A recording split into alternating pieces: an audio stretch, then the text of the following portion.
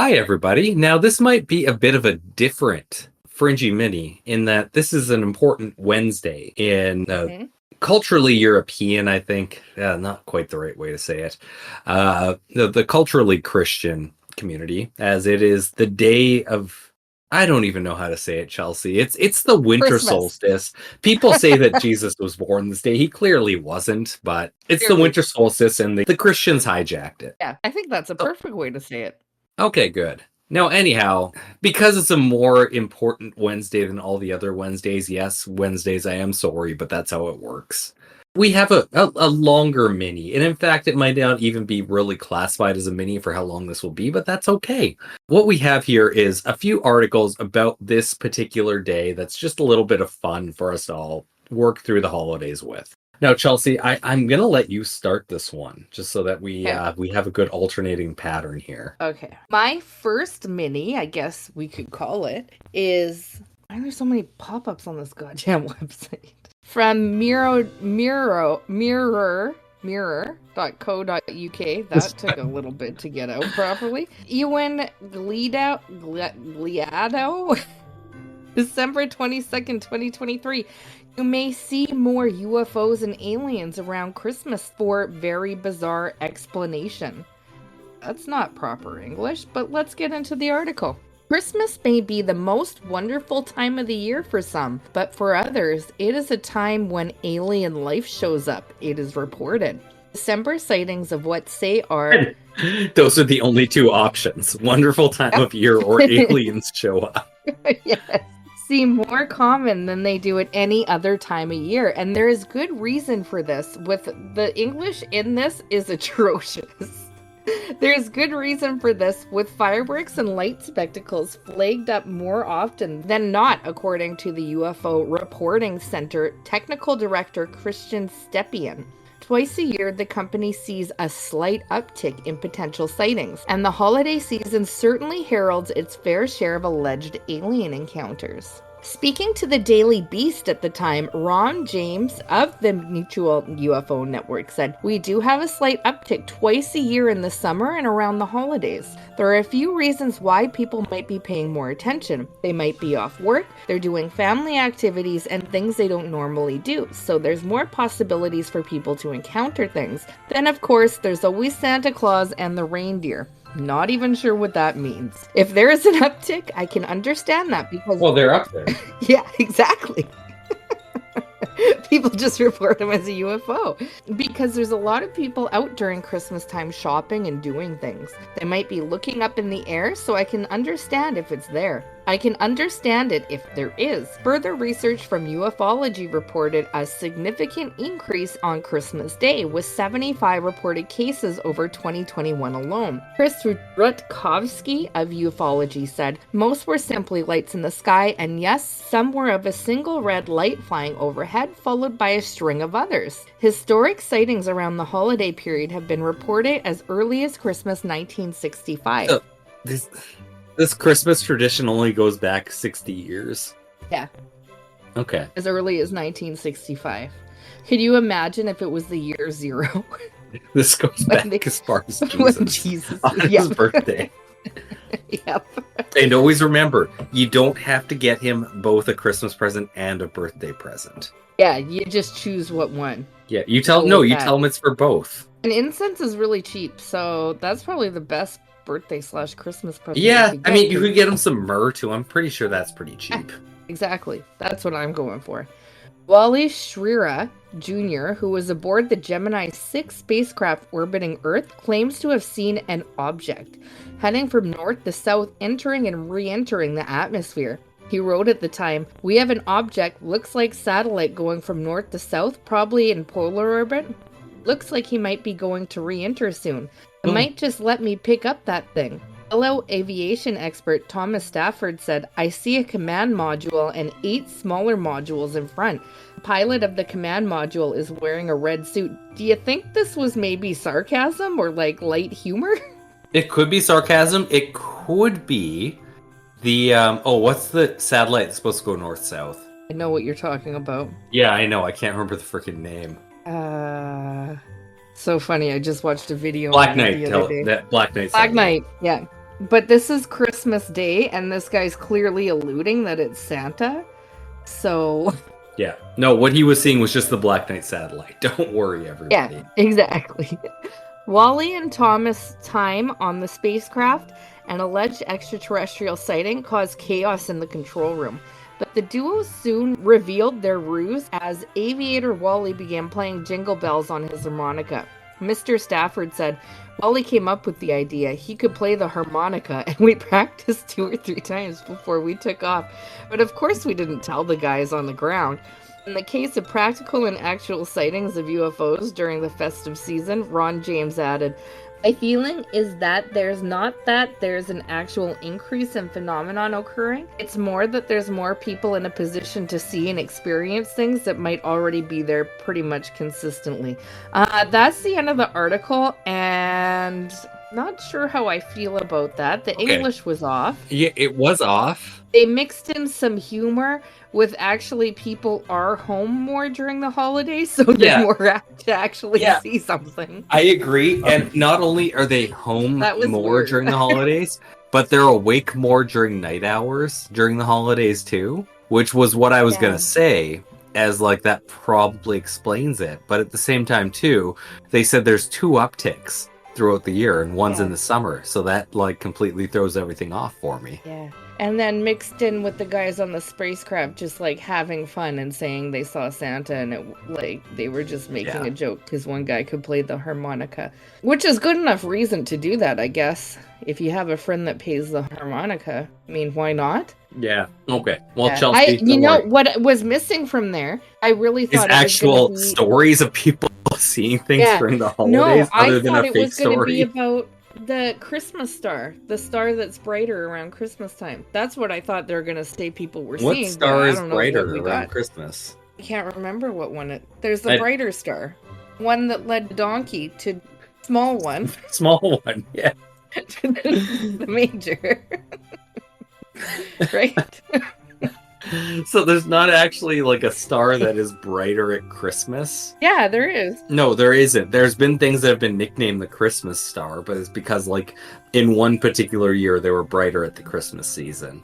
Generally they're planets, so it's weird. I thought there is stars, a real Christmas star. But no, there's no actual Christmas star as far as I'm aware. The listeners, you can correct me if I'm wrong. During the winter. No. And we will just leave this silence here. Okay. Chelsea, I felt like my Christmas stories or news articles are going to probably play a little bit into our year-end wrap-up, in that they're definitely things that we've talked about in the past. Okay. And I think you're going to be really happy here, because we are going to delve into the lives of the rich and the British, and that being the royal family. Oh, on the Christmas Mini? Yes. Okay. Because Kate Middleton can't wait to get rid of Queen Elizabeth's, quote, weird, end quote, Christmas tradition. What is it? This comes from MSN.com, written by staff author on November 26th of 2024. Here we go. Middleton fully intends to get rid of the tradition in favor of a more, quote, middle-class, unquote, holiday. The royal family has hundreds of years worth of Christmas traditions, but that doesn't mean the modern royal family necessarily enjoys these customs. In fact, Kate Middleton isn't a fan of one of Queen Elizabeth's long-standing Christmas Eve plans, and fully intends on getting rid of it once she and Prince William sit upon the throne. Dating back to the 1800s, the British royal have opened gifts on Christmas Eve as opposed to Christmas Day. After the tradition was introduced by Queen Victoria and her German husband Prince Albert in the 1800s. Elizabeth reportedly loved this habit, a source told the Daily Beast in October, because she, quote, disliked extravagant and overt expressions of consumerism and preferred Christmas Day to be a sacred note, end quote. The Princess of Wales, however, would much rather do things differently and has her own Christmas traditions in mind. Kate has always found the presents on Christmas Eve thing weird. She's definitely going to get rid of it when they're officially running things. I imagine it will continue this year as Sandringham in some shape or form. Everything is going to be much more relaxed and have a middle-class flavor at Anner Hall. You can bet your bottom dollar they will be doing proper presents for each other and the kids there on Christmas Day, end quote. A source close to the Prince and Princess of Wales told the outlet. Middleton's Christmas is stacked this year. The princess will be hosting her annual... You know what? We can skip that. That's all of it. You know what? To be fair, I thought this article was going to be a bit more, and I thought that they were going to say that Prince Andrew can't go near the kids anymore. Yeah. That was it. That'd be nice. That would be a good, Christmas weird tradition to get on rid out. of. That one where Prince Andrew British Andy gets to go into that room alone with all the minors. But apparently he still gets to do that. Also, I should state that's not actually what it happens. That's just a fun opinion of the podcast. Yeah, I love that opinion. Okay, so that means it's me. I'm going to read from Guardian.com, and this one is titled Mystery Toy Gnomes, Maybe Burglary Ploy, Welsh Police Warn. That is a great title. No? Thank you. Steve Morris, September 5th, 2023. There are plenty of very sensible and pretty conventional crime prevention tips on North Wales Police's website, from making sure windows are secure to planting prickly hedges on boundaries to deter thieves. Never heard that one before. The police need to do that? No, that's what they're telling will deter from, like, burglaries. Okay. Roses probably work too, rose bushes. I thought that punishment really didn't stop crime. I would also probably, if they're listening to this podcast, moats would be a good idea too, I think. Fill them with some crocodiles. They're my favorite animal. But this week, officers issued some more unusual advice. Keep an eye out for the cuddly Christmas gnomes that have begun appearing in front gardens. Police believe the heavily bearded soft toys are being left not as thoughtful if out of season gifts, but by burglars who are trying to test whether homes are empty. If the gnome is not moved, burglars work on the basis that the householder is probably not around and their home is a decent target. The gnomes began appearing on September 1st when two men said to be carrying Royal Mail-style bags were spotted in Broughton, Flintshire. They were reportedly looking at properties and placing items into residents' gardens, including gnomes. The sightings were flagged up on the North of Wales Community Alert page. Officers have now posted on the police's South Flintshire Facebook page explaining what may be going on. Quote, "We are aware of a report of individuals in the Broughton area leaving Christmas gnomes in residential front gardens. This type of behavior is sometimes used as a calling card to see if the gnome is collected by the resident." End quote, they said. Requote, "If not, the property is likely to be empty and could be an easy target for burglaries. We would advise residents to be vigilant and ensure your home is secure." End quote. I have read 5 articles in the last year. You better watch out. They might not let you in soon, Chelsea. See, if I saw a gnome in my garden, I guess the real question is... I feel like I would question, has that always been there? I don't recall if I put that there or not. Yeah. That's fair. Also, if they're placing it well, I would be in a position where, like, well, that's just like the good feng shui of the garden. I can't move the gnome lest they take their ire out on the garden itself and or me. Exactly, because it's a gnome. Yeah, well, like, they're close relatives of the Nisa, and Nisas are fucking terrible. Oh yeah, we've done an episode on those guys, and maybe you just leave it as to not piss off the earth spirit. Yeah, I think I've also screwed my child over a little in that all the, like, Christmas gnomes I've seen everywhere, he asks me what they are and I tell them they're Nisas. And, like, nobody's gonna know what that is.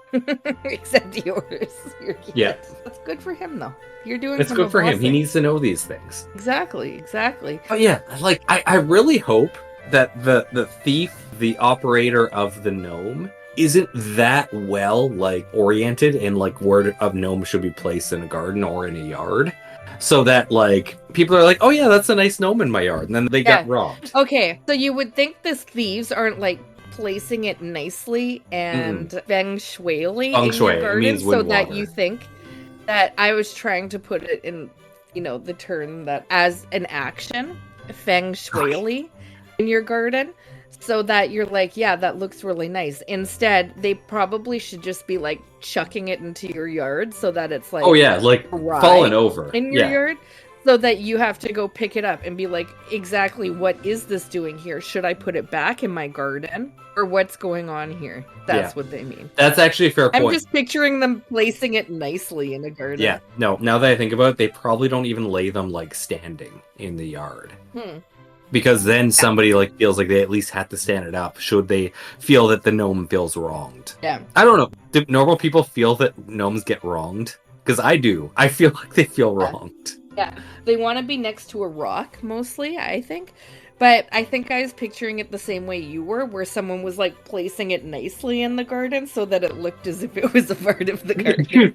You think they look in the back of their like white passenger van and like, oh, this gnome deserves to be here. Like, look, it just fits with that flowing water and the lilies and that mushroom there. He wants to be here next to this tree. He's in the shade, like he's gonna thrive in this location. Okay, I'm glad we thought the same thing here. We were on the same page. Okay, Chelsea. Now I'm gonna finish this off. We're gonna go with a more religious route for this heathenist of holidays, which is the birth of Christ. But not really. But yeah. If faith this is gonna be pretty religious. This came out on November 28th, 2024. Article title, AI Jesus Avatar Tests Man's Faith in Machines and the Divine. What? It's on MSN.com, and it was written by Jamie Keaton. Did I hear all those words correctly? Yes. Well, sorry, I don't actually know, but I'm going to read the story anyways, as if you did. Would you trust an AI Jesus with your innermost thoughts and troubles? Maybe. Researchers and religious leaders on Wednesday released findings from a 2-month experiment through art in a Catholic chapel in Switzerland, where an avatar of Jesus on a computer screen, tucked into a confessional, took questions by visitors on faith, morality, oh my God, no, and modern-day woes, and offered responses based on scripture. The idea, said the chapel's theological assistant, was to recognize the growing importance of artificial intelligence in human lives, even when it comes to religion, and explore the limits of human trust in a machine. After the 2-month run of the Deus in Machina exhibit at Peter's Chapel starting in late August, some 900 conversations from visitors, some came more than once, were transcribed anonymously. Those behind the project said it was largely a success. Visitors often came out moved or deep in thought and found it easy to use. A small sign invited visitors to enter a confessional, chosen for its intimacy, and below a lattice screen across which penitent believers would usually speak with a priest. A green light signaled the visitors' turn to speak, and a red one came on when AI Jesus on a computer screen on the other side was responding. Often a lag time was needed to wait for the response, a testament to the technical complexities. After exiting, nearly 300 visitors filled out questionnaires that informed the report released Wednesday. Philip Hasselbauer, an IT specialist at the Lucerne University of Applied Sciences and Art, who pulled together the technical side of the project, said the AI responsible for taking the role of AI Jesus and generating responses was GPT-4o by OpenAI, and an open source version of the company's Whisper was used for speech comprehension. An AI video generator from Hagen, yeah, that sounds about right, Hagen, was used to produce voice and video from a real person, he said. Hasselbauer said no specific safeguards were used because we observed GPT-4o to respond fairly well to controversial topics. Visitors broached many topics including true love, the afterlife, feelings of solitude, war and suffering in the world, the existence of God, plus issues like sexual abuse cases in the Catholic Church or its position on homosexuality. Most visitors described themselves as Christians, although agnostics, atheists, Muslims, Buddhists, and Taoists took part too, according to a recap of the project released by the Catholic parish of Lucerne. About 1/3 were German speakers, but AI Jesus, which is conversant in about 100 languages, also had conversations in languages like Chinese, English, French, Hungarian, Italian, Russian, and Spanish. Although it's not said in the article, but none of those conversations were as true as the German topics. Oh yeah. Because that's just like driven. everybody else. That's Jesus' true language. Yeah, obviously. Quote, what was really interesting was to see that the people really talked with him in a serious way. They didn't come to make jokes. End quote, said chapel theologian Marco Schmid, who spearheaded the project. Most visitors were aged 40 to 70, and more Catholic respondents found the experience stimulating than did Protestants, the reports showed. Oh man, we can talk about that later on. Schmid was quick to point out that AI Jesus, billed as a Jesus-like persona, was an artistic experiment to get people thinking about the intersection between the digital and the divine, not substitute for human interaction or sacramental confessions with a priest, nor was it intended to save the pastoral resources. Quote, for the people, it was clear it was a computer. It was clear it was not a confession. He wasn't programmed to give absolutions or prayers. At the end, it was more summary of the conversation, said Schmid. The Catholic Church from the Vatican on down has been wrestling with challenges and possible opportunities presented by the explosion in public interest in AI since generative artificial intelligence captured the world attention 2 years ago when OpenAI's ChatGPT came into the world. The Vatican has appointed a friar from a medieval Franciscan order as its top expert on AI, and a Lutheran church in Bavaria served up sermons delivered by chatbots last year. Pope Francis is, in his annual peace message for this year, pushed for an international treaty to ensure the ethical use of AI technology. I think that's far enough. I think we're going to just, from there, talk about things that we've already done. I wonder how Friar Benatti feels about this and if he spearheaded this. As far as I can tell, he has not. I specifically looked for his input on this, and I could not find any new articles in the last 4 months. So clearly nobody's talked to him about this, but I was really hoping I could find something from him. But yeah, I think that's a fun use of AI. And I think it actually makes sense. Training something on the Bible and then asking for its opinion on a question with only knowing the Bible would actually give you a decent response, would it not? You would think so. I don't know. I didn't ask it any questions. Yeah. I think it's funny that they stored the questions. I would like to see the most popular question. I know they kind of said what the range of questions was. By far, how big's your dick, Jesus? Like, you know it. You know it. I wonder what the answer is based on the Bible. I know. And sorry, we didn't read the whole article. Maybe they get into it at some point, but not how far we got, nor am I actually going to look to see if they answered it. So you guys can go read it. Fair enough. Interesting. I really need this to wash over me. I need some time to process everything that you just said. That one took me by surprise a little bit. I'm still stuck at AI Jesus. I still don't know how to feel about it, because on the one hand, I really don't like AI taking all facets of life from us. But at the same time, I feel like this is actually an interesting spot to put AI. Yeah, it is. And that it's more Jesus than a pastor is going to be. Exactly, because a pastor is going to have their opinion on things and tell you specifically certain scriptures. Yeah. And especially over the last 80 years, there's been a move. They've moved from actual teachings of Christ to the prosperity gospel, which is basically the people who have money deserve to have money because they're successful. They're inherently good because they have money, which is absolutely exactly against Jesus's teachings. Yeah. But it's been the movement in Christianity for like almost 100 years now, at least in North America. So to see it just coming from the book, that's going to give you a different answer. Well, I'm glad. Because I don't know, spoiler alert for everybody, Jesus was not a fan of people with money. I mean, me and him have that in common. And it's a little bit disturbing that, what can we call this? Christianity has taken on the side of corporations? I think we can call it Christianity. Yeah. They took on the side of corporations, apparently, because they're blessed by AI Jesus. Oh, wait, hold on. Not AI Jesus. Maybe AI Jesus thinks differently.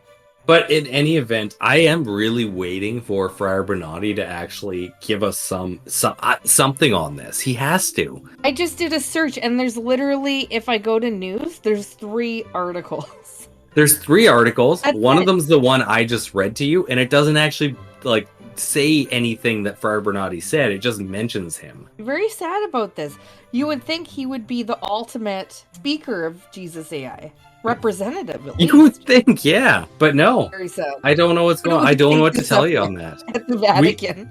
Anyhow, guys, 2025 is going to have some interesting stories from Banati and AI Jesus. We hope. And in maybe some sort of way we convey it Jesus penis size too. But don't worry about that. We're going to try to avoid that if we can. Anyhow, you guys all forget that last little bit. You enjoy your Christmas. Don't think about that other part. Just open those presents and be in the presence of everyone around you, okay? That's the real present. Okay. And just like, don't think about it. Don't think about it. Merry Christmas. Stop it. Have a good day. Bye.